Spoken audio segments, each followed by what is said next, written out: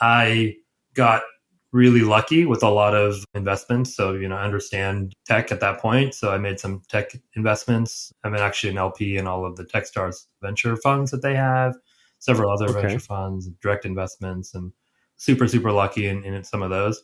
And that enabled me. So I took that money from the exit, invested it, and then enabled me to do what I really loved, which was start to invest in restaurants. And I did about 20 restaurants personally. And at the time, I actually thought, you know what, maybe I can figure out how to make restaurant investments work.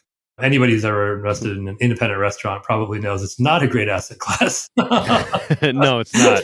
What is it? I think it was like 9 out of 10 fail, right? Something like Yeah. that, or is he made more than that?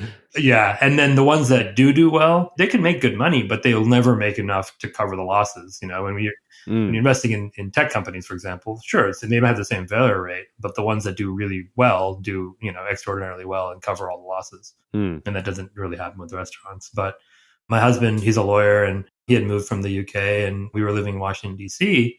And based on my experience going through Techstars, where, I went through this incubator and really had a different outcome, I thought, you know what, can I create a restaurant incubator? So for chefs to come in, we'll help them with the things they don't necessarily know about running a business or finding real estate or which point of sale to use. We'll help them open their own spots and I can invest in those and kind of increase my odds of success. And so we started that in DC, ran it for 5 years.